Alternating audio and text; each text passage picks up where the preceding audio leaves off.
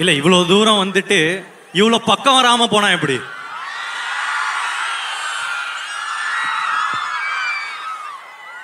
ரொம்ப தூரமா இருந்துச்சு. முதல்ல உங்கள ஒருத்தனை இங்க நிக்க வச்ச உங்களுக்கு நன்றி. டைரக்டா மேட்டருக்கு வரேன். சோ எதுக்கு லைக்? என்னம்மா? எனக்கு ஏதோ கேட்கல.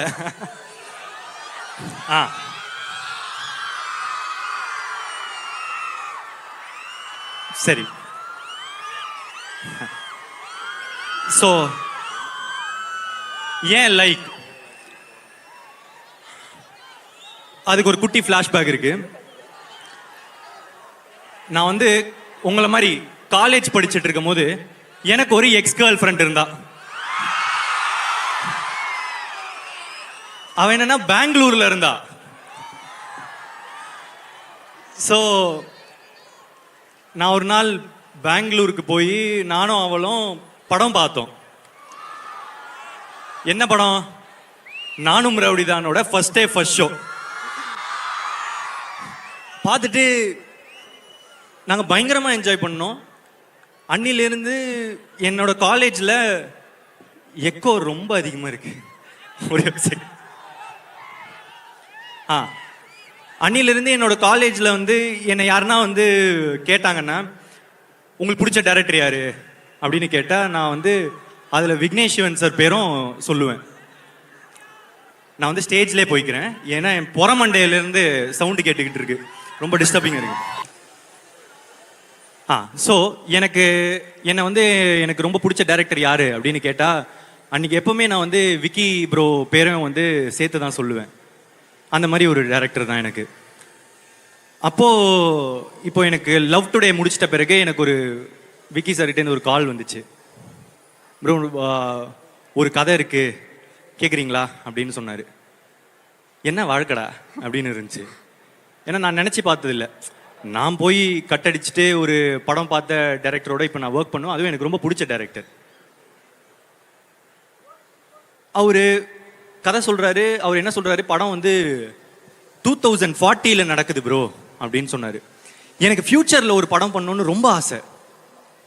நான் டைரக்டரா இருக்கும் போதே ஃபியூச்சர்ல ஒரு படம் பண்ணணும் அப்படின்றதே என்னோட ஆசையா இருந்துட்டு இருந்துச்சு. அதுக்கெல்லாம் கதையெல்லாம் பண்ணிட்டு இருந்தேன். அப்போ இது திருப்பி ஃபியூச்சர் அப்படின்னு சொன்ன உடனே, இந்தியாவில் ரொம்ப கம்மி ஃபியூச்சரில் பேஸ் பண்ணி படம் வர்றது. சொன்ன உடனே எனக்கு வந்து வா சூப்பர், என்ன வாழ்க்கடா அப்படின்னு இன்னொரு தடவை இருந்துச்சு. அப்போ கதை நரேஷனில் சொல்கிறாரு, இங்கே எனக்கு என்ன யாரும் இல்லையே பாட்டு வருது ப்ரோ அப்படின்னாரு. என்ன வாழ்க்கடா அப்படின்னு மூணாவது தடவை ஆகுது. ஏன்னா அந்த பாட்டு திரும்ப நான் அந்த சொன்னல அதே காதலி, அந்த காதலிக்காக நான் வந்து பாடின பாட்டு ப்ரோ அது. அதாவது நம்ம சிங்கிங் ஸ்கில்ஸை வந்து வெளியே காட்டுவோம்ல, அந்த மாதிரி வந்து காமிச்சு அவளை இம்ப்ரெஸ் பண்ணுற. அவளும் இம்ப்ரெஸ் ஆனா. ஆனால் நான் இப்போ பாடினேன்னா நீங்கள் கண்டிப்பாக இம்ப்ரெஸ் ஆக மாட்டீங்க. ஸோ அந்த பாட்டுக்கு திருப்பி நம்ம ஹீரோவா அப்படின்னு நினைக்கும் போது அங்கேயே நான் இந்த படம் பண்ணணும் அப்படின்னு வந்து முடிவு பண்ணிட்டேன். இருந்தாலும் சரி ஓகே ஃபுல்லாக கேட்குற மாதிரி நடிச்சிருவோம் அப்படின்னு சொல்லிட்டு அவர் சொல்கிற வரைக்கும் சொன்னார். சொல்லி முடிச்சிட்ட பிறகு இந்த படம் பண்ணுறது அப்படின்றது வந்து ரொம்ப ஃபிக்ஸ் ஆகிட்டோம். அதை தாண்டி அனிருத் ப்ரோ மியூசிக் அப்படின்னு வந்து சொன்னார். எனக்கு முன்னாடியே தெரியும் விக்கி ப்ரோனா அனிருத் ப்ரோ தானே அப்படின்னு சொல்லிட்டு அதில் எனக்கு முன்னாடியே ஒரு சந்தோஷம்தான், எப்படி இருந்தாலும் அனிருத் ப்ரோ மியூசிக் இருக்கும் அப்படின்னு சொல்லிட்டு இருந்தேன். இப்போ என்னன்னா, அனிருத் அப்படின்ற ஒருத்தரோட இந்தியாவில் இருக்கிற எல்லாருக்குமே ஒர்க் பண்ணணும்னு ஆசை. நானும் இந்தியன் தானே, எனக்கு ஆசை இருக்கும்ல. ஸோ எனக்கு அந்த ஆசை வந்து நிறைவேற்றிச்சு இந்த லைக் படம். Thank you bro, thanks for working with me. And நான் அவரோட டேலண்ட்டை வந்து அதான் நான் சொன்ன மாதிரி இந்தியாவுக்கே வந்து தெரியுங்க. ஆனால் நான் அதை தாண்டி ஒரு விஷயம் பார்த்தேன். அவர் ரொம்ப கியூட்டு. ஆக்சுவலாக கியூட்டாக இருக்கிறவங்கெல்லாம் நல்லவங்களா தெரிவாங்க அப்படின்றது இப்போ ட்ரெண்டாக இருக்கலாம். ஆனால் எனக்கு நல்லவங்களாம் ரொம்ப கியூட்டாக தெரியுவாங்க. அதில் நீங்கள் பயங்கர கியூட் ப்ரோ. எனக்கு ரொம்ப நல்லவராக நீங்கள் தெரியுறீங்க. எனக்கு இந்த ஒரு நல்ல பர்சனோட எனக்கு இன்னும் நிறைய படங்கள் பண்ணணும் அப்படின்றத தாண்டி இல்லை, எனக்கு உங்களோட நிறைய டைம் ஸ்பெண்ட் பண்ணணும்னு ஆசையாக இருக்குது. அண்ட் அதுக்கு ஒரு ஆப்பர்ச்சுனிட்டி எப்போனா கிடைக்கும் நான் நினைக்கிறேன்.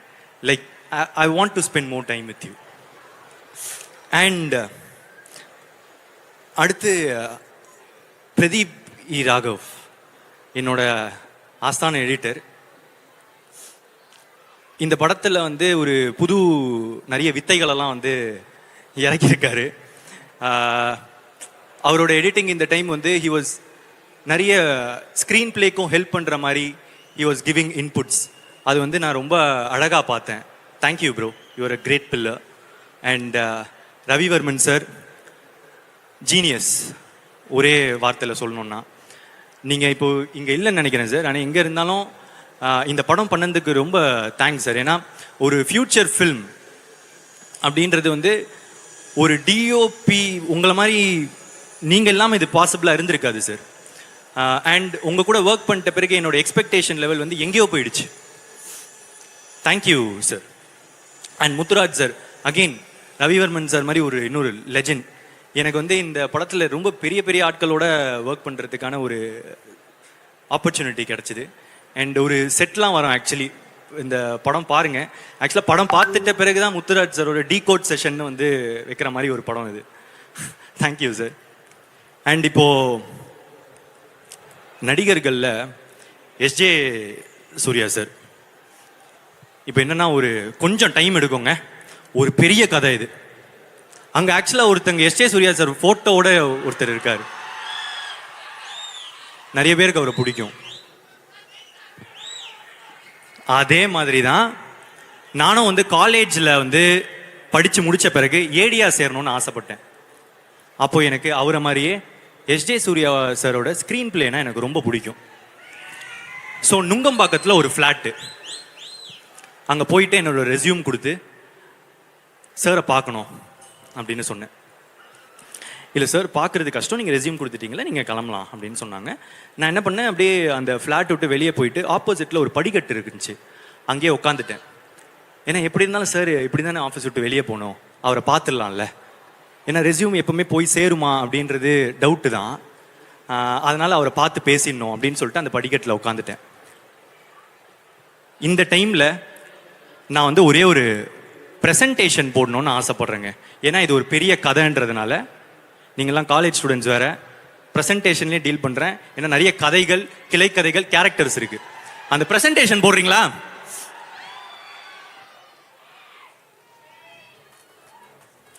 இப்போ அடுத்த ஸ்லைடுக்கு போங்க. இவரை உங்களுக்கு இப்போ இருக்கிற காலேஜ் பசங்களுக்கு தெரியுது கொஞ்சம் கஷ்டம், ஆனால் நான் ஸ்கூல் படிக்கும் போது இவர் ரொம்ப ஃபேமஸ்.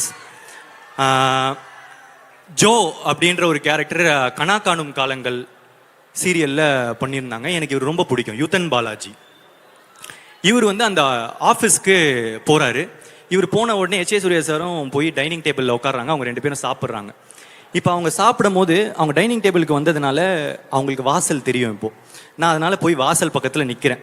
நம்ம முகம் பார்த்து நம்மளை கூப்பிட மாட்டாங்களா அப்படின்னு சொல்லிட்டு அங்கே நிற்கிறேன். அப்போது சாரும் பார்த்தாரு. சாரை பார்த்துட்டு யார் அந்த பையன் அப்படின்னு கேட்டாங்க. சார், அவங்க ஏடியா சேர வந்தாங்களாம், நான் சொன்னேன், போக மாட்டேங்கிறாங்க, நான் திரும்ப போய் சொல்கிறேன். இல்லை வர சொல்லுங்க அப்படின்னு சொன்னார். நான் உள்ளே போனேன். உள்ளே போயிட்டு என்னப்பா அப்படின்னு கேட்டேன். இல்லை சார், உங்ககிட்ட ஏடியா சேரணும் சார் அப்படின்னு. அதை ரெஸ்யூம் கொடுத்துட்டிங்களே, கிளம்பலாம் அப்படின்னு சொன்ன உடனே எனக்கு அப்போ ஆக்சுவலாக கார்த்திக் சுப்ராஜ் சார் ஓட ஒரு படம் பண்ணுறாரு, இறைவி அப்படின்னு ஒரு படம் பண்ணிட்டு இருக்காரு. அதில் அவர் இன்டர்வியூஸ்லாம் வந்து கார்த்திக் சுப்ராஜ் சார் பற்றி ரொம்ப நல்லா அபிப்பிராயம் வச்சு பேசுகிறாருன்னு தெரிஞ்சுது. அதே டைமில் தான் கார்த்திக் சுப்ராஜ் சார் என்ன பண்ணுறாரு, அவியல் அப்படின்னு எல்லா ஷார்ட் ஃபிலிம்ஸையும் சேர்த்து ஒரு ஃபீச்சர் ஃபில்மாக வந்து வெளியே விடுறாரு. அதில் ஒன் ஆஃப் த ஷார்ட் ஃபிலிம்ஸாக என்னோட ஃபஸ்ட்டு ஷார்ட் ஃபிலிம் வந்து செலக்ட் ஆகிட்டு இருந்துச்சு. என்னப்பா ஐ லவ் யூ. ஸோ அதில் ஒன் ஆஃப் த ஷார்ட் ஃபிலிம்ஸாக எனக்கு செலக்ட் ஆகிடுச்சு. அப்போ நான் என்ன சொல்கிறேன், சார் என்னோட ஷார்ட் ஃபிலிம் வந்து கார்த்திக் சுப்ராஜ் சாரோட அவியலில் வந்து தேட்டருக்கு எடுத்து செலக்ட் பண்ணியிருக்காங்க சார்னு சொன்னோடனே, டேரக்டரா நீங்கள் வாங்க உட்காருங்க அப்படின்னாரு. ஐயோ, நம்ம ஷார்ட் ஃபிலிம் டேரக்டர் இவர் ஏதாவது தப்பாக புரிஞ்சுக்கிட்டாரா அப்படின்னு நினச்சேன். இப்போல்லாம் பழகிட்ட பிறகு தான் தெரியும் அவருக்கு ஒரு ஷார்ட் ஃபிலிம் டேரக்டர் ரொம்ப மரியாதை தான் கொடுத்து பேசுவாங்க. டேரக்டர்னாலே அவருக்கு ரொம்ப ரெஸ்பெக்ட். ஸோ கூப்பிட்டு உட்கார வச்சாரு. உட்கார வச்சு எனக்கு கேள்விகள் கேட்க ஆரம்பிச்சார். உனக்கு என்னப்பா தெரியும் அப்படின்னு கேட்டாரு. நம்ம எல்லாம் தெரிஞ்ச மாதிரி நடிப்போமே, இருந்தாலும் அவர் கேட்க ஆரம்பிச்சார். தமிழ் டைப்பிங் தெரியுமா அப்படின்னு கேட்டார். இல்லை சார், தெரியாது சார். புக்ஸ் படிப்பீங்களா? இல்லை சார், தெரியாது சார், படித்ததில்லை. ஃபாரின் ஃபிலிம்ஸ் பார்ப்பீங்களா? பார்ப்பேன் சார். ஏதாவது படம் சொல்லுங்க. ஓல்ட் பாய், அது எல்லாரும் பார்த்துருப்பாங்க, அது பழைய படம். இப்போ வந்த படம் ஏதாவது சொல்லுங்க. ஸ்லீப்லெஸ் நைட் சார், அது கமல் சார் இப்போ ரீமேக் பண்ணிட்டு இருக்காரு, அதனால நீங்கள் பார்த்துருப்பீங்க. வேற ஏதாவது படம் சொல்லுங்க. இதுக்கு மேலே இவர்கிட்ட போய் சொல்ல முடியாதுன்னு தெரிஞ்சிருச்சு. உண்மையாக தான் சொல்லி ஆகணும், சரண்டர் ஆகணும். அதனால் இது இல்லை சார், அவ்வளோ பார்க்க மாட்டேன் அப்படின்னு. அப்போது வந்து அவர் சொன்னார், கேமரான்றது எங்கேருந்து வருது? அங்கேருந்து தானே வருது, ஃபாரின்லேருந்து தானே வருது. நீங்கள் என்ன இப்போ போட்டுட்டு இருக்கீங்க? வேஷ்டியாக கட்டிட்டு இருக்கீங்க. விக்கி சார் வேஷ்டி கட்டிட்டு இருக்காரு, நான் அன்றைக்கி ஜீன்ஸ் போட்டுட்டு போயிருந்தேன். ஸோ நீங்கள் என்ன போட்டுட்டு இருந்தீங்க? வேஷ்டி ஆகிட்டு இருக்கீங்க. நீங்கள் வந்து ஜீன்ஸ் தானே போடுறீங்க, அதானே காமனாக யூஸ் பண்ண. அது எங்கேருந்து வருது? அங்கேருந்து தானே வருது.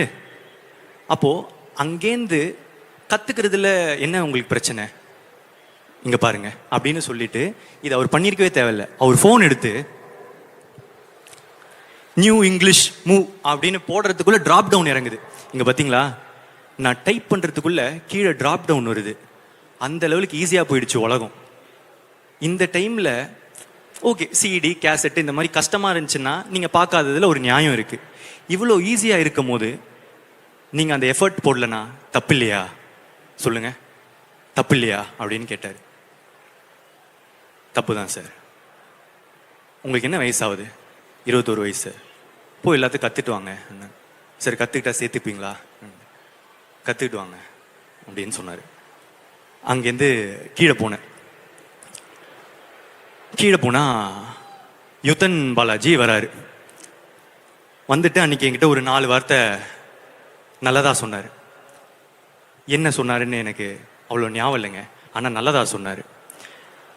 நம்ம எப்பவுமே கொஞ்சம் லோவாக இருக்கும் போது அவங்க என்ன சொல்கிறாங்கன்றது முக்கியம் இல்லை, நல்லதாக சொன்னாங்கனால அதுவே போதும். அவங்க கடைசி வரைக்கும் நம்ம வாழ்க்கையில் நல்லவங்களா நிற்பாங்க. அந்த மாதிரி எனக்கு அவர் நிற்கிறார். இதுலேருந்து நான் வந்து வீட்டுக்கு போகிறேன். வீட்டுக்கு போனதுலேருந்து அவர் சொன்ன லைன் எக்கோவாக கேட்குது. ஃபாரின் ஃபிலிம்ஸ் பார்ப்பீங்களா? ஃபாரின் ஃபிலிம்ஸ் பார்ப்பீங்களா? ஃபாரின் ஃபிலிம்ஸ் பார்ப்பீங்களா? Foreign films பார்ப்பீங்களான்னு.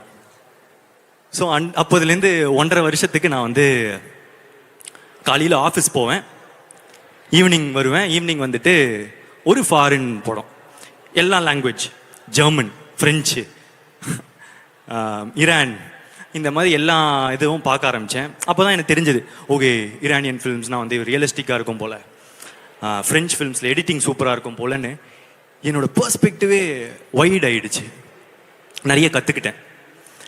அந்த 1.5 வருஷம் கழிச்சுட்டு வேல்ஸ் காலேஜ் யூனிவர்சிட்டியில் போயிட்டு, வேல்ஸ் இன்டர்நேஷ்னல் ஃபில்ம் இன்டர்நேஷ்னலில் போயிட்டு ஒரு படம் சைன் பண்ணுறேன். அது வேறு கதை, இன்னொரு நாள் சொல்கிறேன். ஸோ அவங்க போய் சைன் பண்ண அவங்க சொல்கிறாங்க, நீங்கள் ஒரே ஒரு ஹீரோ மட்டும் நம்ம லாக் பண்ணிட்டா இந்த ப்ராஜெக்ட் டேக் ஆஃப் ஆகிடும். இப்போ நான் போகிறேன், நமக்கு சினிமாவில் யாருமே தெரியாது, ஐடி காலேஜ் ஒரு பேக்ரவுண்ட் இல்லை. ஸோ என்ன பண்ணுறது, ஹீரோ எங்கே நின்னு சொல்லி யோசிச்சுட்டு இருக்கும்போது எனக்கு ஒரே ஒருத்தர் சினிமாவில் தெரியும். அவர் என் காலேஜ் சீனியர், நாளைய இயக்குனர்லாம் வந்து பண்ணியிருக்காரு, அதனால் அவருக்கு கொஞ்சம் கான்டாக்ட்ஸ் இருக்குது அப்படின்னு போனேன். அஸ்வத். அவர்கிட்ட போயிட்டான்னா, எனக்கு வந்து எஸ்ஜே சூர்யா சார்கிட்ட கதை சொல்லணுன்னு ஆசையாக இருக்குது, ஏதாவது வழி இருக்கா அப்படின்னு கேட்டேன். மச்சான் இருறா அப்படின்னு சொல்லிட்டு போனார். பக்கத்து ரூமுக்கு போனார். போயிட்டு கால் முடிச்சு, என்ன யாருக்கு கால் பண்ணார் தெரியுமா? ஸ்ரீ கார்த்திக். இவங்க வந்து ஒரு கணம் படத்தோட டைரக்டர். இவர்கிட்ட பேசிட்டு வந்து என்கிட்ட வந்து சொன்னாங்க, மச்சான் நான் ஸ்ரீ கார்த்திக்னு எனக்கு ஒரு ஃப்ரெண்ட் இருக்கான், அவன் வந்து ட்ரீம் வாரியர்ஸில் ஒரு படம் பண்ணுறான். அவன் அதே ட்ரீம் வாரியர்ஸ் வந்து மான்ஸ்டர்னு ஒரு படம் பண்ணுறாங்க.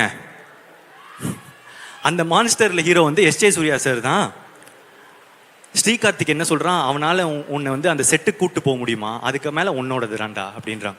நான் ஓகே நான் போதும்ண்ணா அப்படின்னு. இப்போ இங்கே என்னென்னா, பசங்க அவங்க ஃப்ரெண்டுக்கு மட்டும் ஹெல்ப் பண்ண மாட்டாங்க, அவங்க ஃப்ரெண்டோட ஃப்ரெண்டோட ஃப்ரெண்டோட ஃப்ரெண்டோட ஃப்ரெண்டோட ஃப்ரெண்டோட ஃப்ரெண்டுக்கும் ஹெல்ப் பண்ணுவாங்க. அவ்வளோதான் பசங்க. அந்த மாதிரி தான் ஸ்ரீகார்த்திக்கு, அந்த மாதிரி தான் அஸ்வத், 2 பேரும் என்னை ஹெல்ப் பண்ணாங்க. என்னை கூப்பிட்டு போய் அந்த செட்டில் நிற்க வச்சாங்க. வெயிட் பண்ணிகிட்டு இருந்தோம். எஸ் ஜே சூர்யா சார் வந்தார். வந்த உடனே நான் போய் பேசினேன். சார் நான் இந்த மாதிரி வேல்ஸில் வந்து சைன் பண்ணியிருக்கேன், உங்ககிட்ட கதை சொல்லணும் சார் அப்படின்னு. சரிப்பா நான் கேட்டுறேன்னாரு. ஆனால் எனக்கு ஆக்சுவலாக நம்பிக்கை இல்லை. ஸோ அதனால் அங்கேயே வந்து நான் வந்து சார் நான் எனக்கு ஒரு 1 minute டைம் தெரியுங்களா, நான் வந்து 1 line மட்டும் இங்கே சொல்கிறேன். இல்லைப்பா நான் இன்னொரு நாள் கேட்டுடுறேன் அப்படின்னாங்க. ஸோ ரேம்புக்கு வரேன்ப்பா, இங்கே தான் சவுண்டு கொஞ்சம் இதுவாக இருக்குது. Okay yeah. ஸோ வரேன்ப்பா வரேன். ஸோ ஸோ நேராக போயிட்டு இருக்கும்போது இந்த மாதிரி தடைகள் வந்தால் கொஞ்சம் கஷ்டமாக இருக்குது. இந்த படத்துக்கும் இந்த மாதிரி தான் நிறைய தடைகள் வந்துச்சு. என்னால் வந்துடுவோம். ஐயா அவனை யாராவது கொஞ்சம் மியூட் பண்ணுங்க ஐயா. எங்கே விட்டேன்? செட்டுக்கு போனோமா. செட்டுக்கு போயிட்டு சார் சொன்னார், நான் உங்கள் கதை கேட்குறேன்ப்பா அப்படின்னாரு. நான் வந்து சார் ஒரே ஒரு நிமிஷம் சார், நான் வந்து 1 line மட்டும் சொல்லிடுறேன். இல்லைப்பா நான் கேட்குறேன் சார். சார் ஒரு நிமிஷம் சார், நான் 1 line மட்டும் சொல்லிடுறேன் சார் சொல்லும் போது இங்கே பின்னாடி அஸ்வத்துக்கும் ஸ்ரீகார்த்திக்கும் ஒரே ஒரு மாதிரி ஆகுது. என்னடா அவனை கூப்பிட்டு வந்து ஒரு மாதிரி பண்ணிட்டு இருக்கான்னு. ஆனால் இப்போ என்னென்னா, வாய்ப்பு வந்து எப்போனா தான் ஒரு தடவை கிடைக்கும். அதை மிஸ் பண்ணிட்டா திருப்பி கிடைக்குமான்னு தெரியாது. அதனால் ஃபுல் எஃபர்ட் போட்டுருணும். நோ சொன்னால் நோ சொல்லிட்டோம். ஸோ அதனால் சொல்லிட்டு நான் சார் சார் 1 line சார் அப்படின்னு, இங்கே பாருங்கப்பா நான் கண்டிப்பாக கேட்குறேன், இதுதான் என் நம்பரு எடுத்துக்கோங்க அப்படின்னு சொன்னார். சரி ஓகே நம்பர் தந்துட்டாரு அப்படின்னு சொல்லிட்டு நான் வந்து ஒரு வீக்லி ஒரு ரிமைண்டர் போட ஆரம்பித்தேன். ஒரு நாள் வந்து அவர் சொன்ன மாதிரியே எனக்கு வந்து பிரதீப் சார், பிரதீப்னு சொல்ல மாட்டார் சார் தான், sir are you free today அப்படின்னு சொன்னார். அன்னைக்குன்னு பார்த்து த்ரோட்டு போயிடுச்சு, ஃபுல் கோல்டு. ஸோ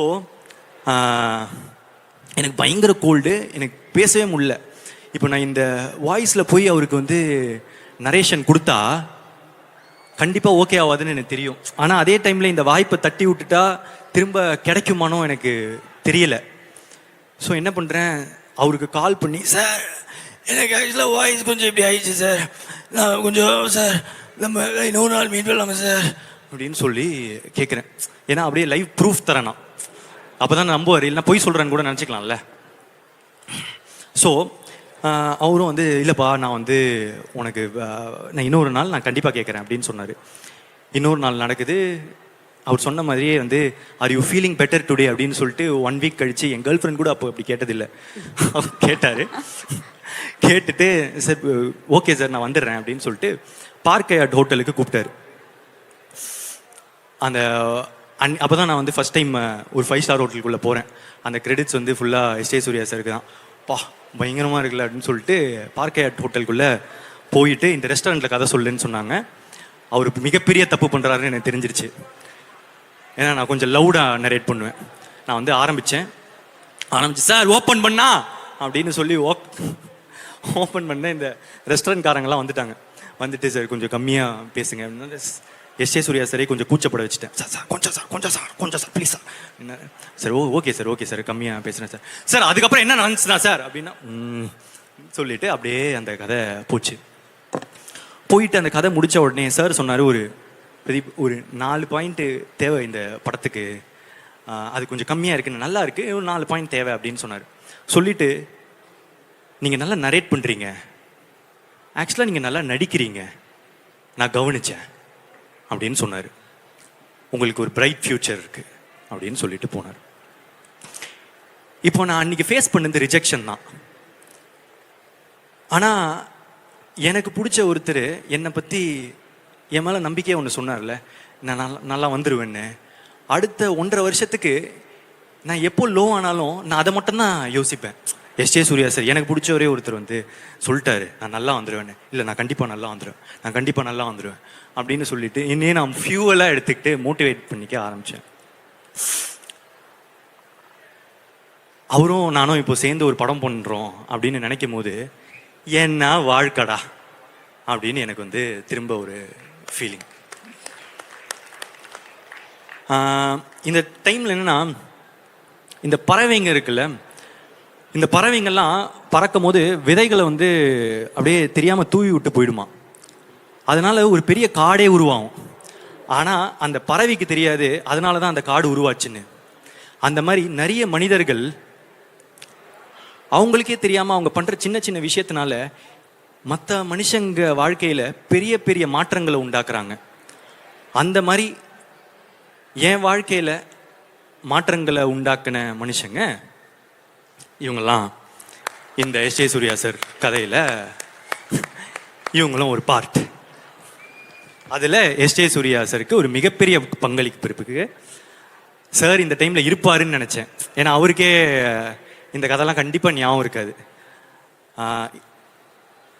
ஒரு நார்மலான பையனை இவ்வளோ ஸ்வீட்டாக அவர் டீல் பண்ணி அன்றைக்கி அமைச்சிருக்கணும்னு தேவையில்லை. ஆனால் அன்றைக்கி அவர் ஸ்வீட்டாக பண்ணதுனால தான் எனக்கு அது ரொம்ப பாசிட்டிவாக இருந்துச்சு. ஸோ அந்த நடிப்பறக்கனுக்கு அவ்வளோ பேஷனேட்டாக ஒரு நடிப்பு ஆக்டிங் தான் சார், இதுதான் சார்னு நான் அவ்வளோ பார்த்தது இல்லைங்க. அதுக்காக அவரோட எல்லா ஆசைகளும் அவருக்கு நிறைவேறணும்னு நான் கடவுளை பிரார்த்திக்கிறேன்.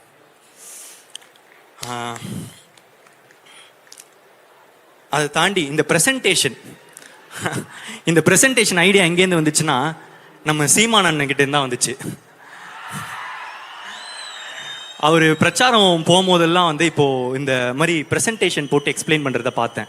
ஆக்சுவலாக எனக்கு ரொம்ப பிடிச்சிருந்துச்சு, சொல்கிறதெல்லாம் கொஞ்சம் புரியுது. ஸோ இந்த ஐடியா நல்லா இருக்கே அப்படின்னு சொல்லிட்டு அந்த விதையை நான் எடுத்துக்கிட்டேன். இந்த மாதிரி அவர்கிட்ட நிறைய சீமான் அண்ணன்கிட்ட நிறைய நல்ல குவாலிட்டிஸ் இருக்கு. ஸோ சீமான் சார் கிட்ட இந்த மாதிரி நல்ல குவாலிட்டிஸ் இருக்கு. மற்றவங்களை நல்லா பார்த்துக்கிறது. அதுக்கப்புறம் அவர் அறிவை வந்து ரொம்ப ஷோ ஆஃப் பண்ண மாட்டார். அதாவது அவருக்கு இருக்கிற அறிவு வந்து ரொம்ப அதிகம். ஆனால் எனக்கு வந்து அவருக்கு தெரிஞ்ச அளவுக்கு அவ்வளோ விஷயங்கள் எனக்கு தெரியாது. அதெல்லாம் கொண்டு வந்து என்கிட்ட பேச மாட்டார். அதே மாதிரி அரசியல்லேருந்து யாருன்னா வந்தாங்கன்னா அவங்ககிட்ட போய் சினிமா பேச மாட்டார். யார்கிட்ட என்னென்ன பேசணுமோ அதை மட்டுமே பேசுவார். அது ஒரு பயங்கரமான குவாலிட்டி. அதை நான் அவர்கிட்ட அப்சர்வ் பண்ணேன். அதை நான் யூஸ் பண்ணணும்னு நான் நினைக்கிறேன். இந்த மாதிரி சார் ஆக்சுவலாக அவரும் நான் பார்த்த ஒன் கியூட். ஸோ சீமான் சார், அதுக்கப்புறம் இந்த மாதிரி ஒரு லிஸ்ட் வச்சுருக்கேன். ஒரு செகண்ட்.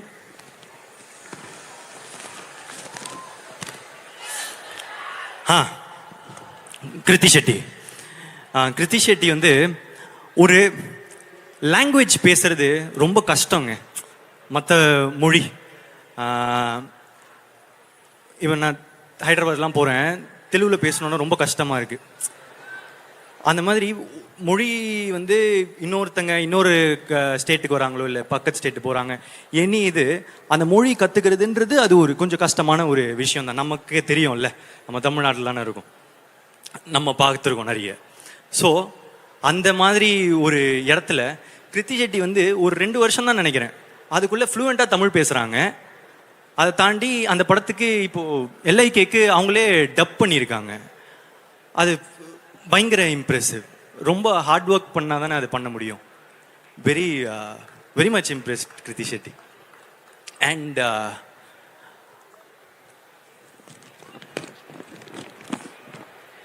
யோகி பாபு சாரோட என்னோட 3வது கொலாபரேஷன் இது.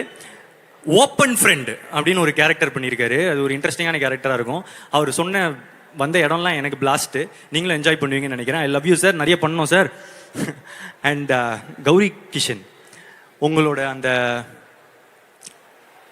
ஒரு ப்ரெஸ் மீட், அந்த இது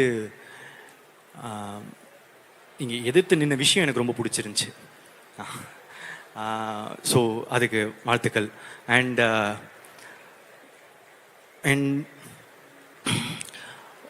ரொம்ப நல்லா நடிக்கிறீங்க. இதை தாண்டி Malavika ma'am, Anandraj sir, VTV கணேஷர், Sara sir, Sunil Reddy sir, Rangaraj Pandey sir, Prashanth Rangaswamy bro, Abhishek Raja brother, Deepika, Riya Suman, Ezhilarasan, Albert, Kathu Karuppu, அதுக்கப்புறம் நிறைய யூடியூபர்ஸ், நிறைய இன்ஃப்ளூயன்சர்ஸ், கேமியோ பண்ண Mysskin sir, love you sir. அதுக்கப்புறம் நான் ஷார்ட் ஃபிலிம் நடித்த அமிர்தா ஐயர், திரும்ப அவங்களோட நடித்த ரொம்ப சந்தோஷம். என்னோட ஸ்டைலிஸ்ட் பிரவீன் ராஜா, ஜெயக்குமார், ஃபியூச்சர் படத்துக்கு ரொம்ப important. And Peter Hein sir, thanks sir என்னை உரிச்சதுக்கு. விஎஃப்எக்ஸ் மேங்கோ போஸ்ட், நீங்கள் ரொம்ப இம்பார்ட்டன்ட் பில்லருங்க இந்த படத்துக்கு. I think thank you so much. And dance masters, Baba Bhaskar sir, Sandy master, Johnny master, Sathish master, Suren master, Anusha master, Sakthivel master, thank you thank you. And என்னோட team Ramesh, Prashanth, Akshi, Pavithra, MS, Sekhar, thank you so much. அதுக்கப்புறம் என்னோட producers Lalith sir, Nayanthara ma'am, Vicky bro. இந்த படத்துக்கு ப்ரொடக்ஷன் ஆக்சுவலாக கஷ்டங்க. ஏன்னா ஃப்யூச்சர்ன்றதுனால நிறைய செலவு இருக்கும். என்னோட ப்ரொடியூசர்ஸோட எஃபர்ட் இல்லைன்னா ரொம்ப கஷ்டம்.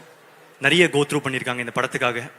ஏன்னா இந்த 3 இயர்ஸாக மார்க்கெட் ஷிஃப்ட் அது இதுன்னு ஒரு whole journey industry has win through. And இது இப்போது வந்திருக்குன்னா கண்டிப்பாக thank you so much to my producers. அதை தாண்டி இப்போது லைக் பற்றி நான் ஒன்று சொல்லணும்னு நினச்சேன். ஆக்சுவலாக அந்த நேற்று தெலுங்கு ப்ரெஸ் ரிலீஸில் ஏஐ யூஸ் பண்ணி ஒன்று பண்ணேன். அதுவும் பண்ணலான்னு பார்த்தா எனக்கு கொஞ்சம் இன்டர்நெட் கொஞ்சம் கம்மியாக இருக்குது. ஸோ டேரெக்டாக சொல்லிடுறேன். ஏன்னா யூஸ்வலாக எனக்கு வந்து இந்த ஜென்சிக்கு அட்ராக்ட் பண்ணுற மாதிரி படம் பண்ணுறீங்க அந்த மாதிரி சொல்லுவாங்க. நான் எப்பவுமே யோசிப்பேன், நான் எல்லா விதமான தரப்பான மக்களுக்கு ஏற்ற மாதிரி படங்கள் தானே அப்படின்னு யோசிப்பேன். ஆனால் ஆக்சுவலாக இந்த படம் இந்த ஏஐ பேஸ் பண்ணி இந்த மாதிரி டெக்னாலஜி ஃப்யூச்சர் அப்படின்றதுனால இன்னும் ஜென்சிக்கும் ஜென் ஆல்ஃபாவுக்கும் இன்னும் கொஞ்சம் பிடிச்ச மாதிரி படமாக இருக்க வாய்ப்பு இருக்குது. அண்ட் இது ஏஐ இப்போ நம்ம எல்லாத்துக்கும் ChatGPT யூஸ் பண்ணுறோம்ல, அதை சொல்கிறது தான் இப்போ நம்புகிறோம். ஸோ 2040 இது நடந்தால் எப்படி இருக்கும் அப்படின்றது தான். ஸோ இது என்னடா கொஞ்சம் ஃபார்வர்டாக இருக்கே, நமக்கு புரியுமா அப்படின்ற ஏரியா இருந்துச்சுன்னா இதோட ட்ரீட்மெண்ட் வந்து நல்ல கமர்ஷியலான விக்கி ப்ரோ ஸ்டைலில் இருக்கிற ஒரு படம். அவர் படத்தில் என்ன இருக்கும்? லவ் இருக்கும், காமெடி இருக்கும், சாங்ஸ் இருக்கும். அவங்க combination Anirudh bro and Vicky bro songs இருக்கும். அது எல்லாமே இந்த படத்தில் இருக்குது. இந்த படத்தில் நானும் இருக்கேன் அவர் ஸ்டைலில். I have acted in it. எனக்கு இந்த படம் ஒரு புது முயற்சி, ஒரு புது கதை. உங்களுக்கு எல்லாருக்கும் பிடிக்கும்னு நான் நம்புகிறேன். Thank you so much.